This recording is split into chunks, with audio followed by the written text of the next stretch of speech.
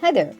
My name is Llyn Hunter, L-L-Y-N-H-U-N-T-E-R, and what you are looking at is the beginnings of P-Pupa for my insect bet. Now, this might not be all of the most interesting piece you've ever wanted to see for a demonstration, but what I'm doing is that this is for my Bug-abet, and a pupa is basically, if you've never well, I have actually never found my own pupa. I always wanted to, especially with, you would think with monarchs. I'm in California. Unfortunately, the monarchs are starting to not come back to California anymore. They've been having problems with them. Again, it's global warming. Thank you very much. It's causing the monarchs not to come back. But again, what we're going to do here, I've done the this particular piece as a pencil, and I'm going to take a kneaded eraser. This is a kneaded eraser. It's made out of latex. You can buy them online at any art supply store. It's basically rubber that's had air blown into it and becomes like bread dough. The Renaissance painters used to use bread dough as an eraser. And that's kind of how a kneaded eraser works. It basically erases away the lines without taking up any of the paper. And it leaves, for me, one of the things I like is it leaves a ghosted image. You can still see your pencil line. Your pencil line does not get totally erased. And I kind of like that when I'm drawing. I do a very sloppy underdrawing, very fast first, and I put most of my detail work into the final. If I'm not having to do artwork with a rough for an art director, I really do rough pencils. I don't do a lot of detail work in my pencil because I'd rather put that time and energy into the final rather than into the rough. And my pencils are very, very quick. You'll see too, I mean, this particular piece will go very, very quickly. We shouldn't be here more than probably 20-30 minutes to get this entire piece drawn. And you can see I'm using a ruler. I will do freehand lines occasionally if I'm having to do a straight line. But if you've got, you know, a straight line that you want to have done, rulers help. And it's always good if you have a flat ruler. This one's got cork on behind it. You can put an extra piece of tape behind it. If you have a flat ruler that doesn't have a bow to it, put a piece of masking tape on the underside where it's not on the bleeding edges. Okay, so this is going to be a stick. This is a tree. This is going to be a branch coming up.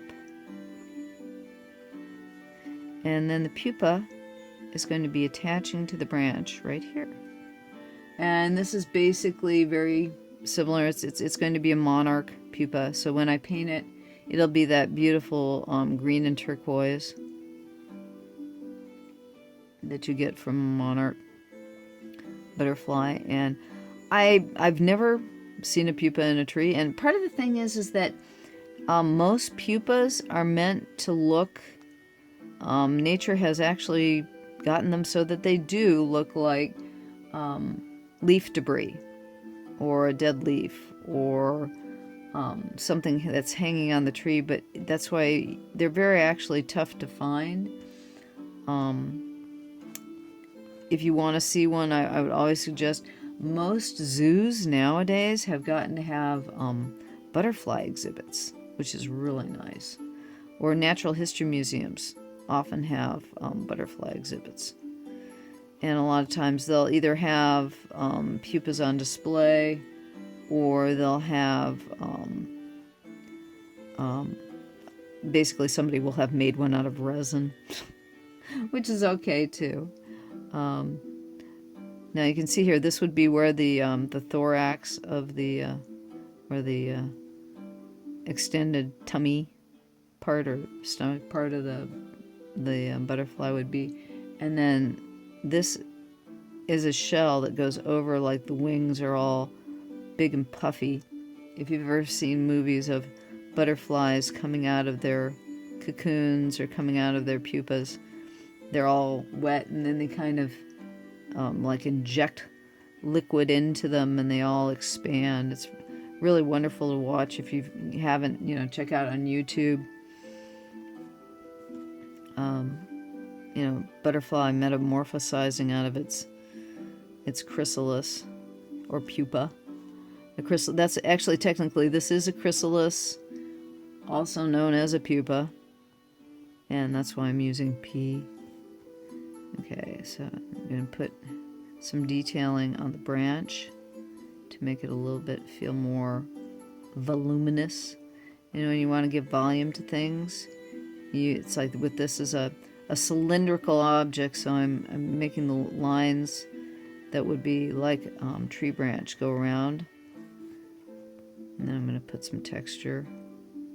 Since this is supposed to be tree as well, I'm giving it kind of abstract bark.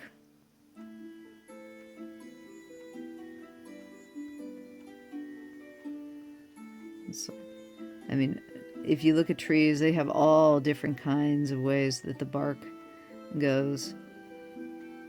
This is kind of eucalyptus-y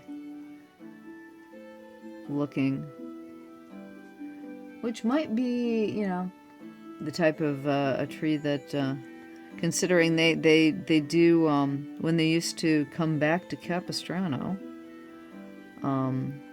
they would basically use the eucalyptus trees for wintering in. So I'm putting some leaf behind there. It'll look like, when I paint it, it'll look more like leaves. But that is basically it for our pupa. I'm going around now and I'm giving it a little bit of a harder outline because I'm going to be scanning this into the computer before I paint it. And the line art work will eventually end up being a coloring page as well. So there will be, coloring insect ABC or Bug-abet and a colored version of it. And I write a poem to go with each of my letters. And I do a Kindle version as well as a version that I'll be publishing.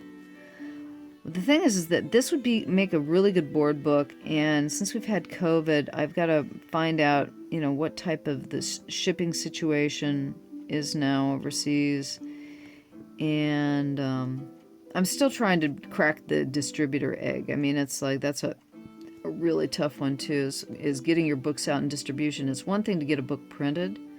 That's a pretty easy thing to do. I've printed up many books. I have a barn full of them. What's difficult is getting those books into the hands of the people who would love to have them. If you are not with an open distributor, it's really, really tough because technically the distributors also belong to the publishers. So it's like the people who push the books are the people who make the books. And if you put your stuff online on Amazon, you just get lost in the mix. It's standard, that sort of thing. So a lot of times it's very difficult to figure out how to sell your books. Okay, so you can see our pupa is kind of hidden on this tree. And mind you, I did exaggerate the curve here a lot more, and I kind of squished him up a bit. But that'll be okay. Once it's done and it's painted, you'll be able to see that this is the pupa. I'm planning on doing the leaves like an orange color, and the bark oranges and grays, so that the green pupa will stand out very nicely. And that's basically it. Thank you for stopping by. Again, my name is Llyn Hunter, Llynhunter. I have a Patreon if you'd like to help me fund what I'm doing here and help keep me going. And that's about it. Thank you very much for stopping by. And we'll see you next time.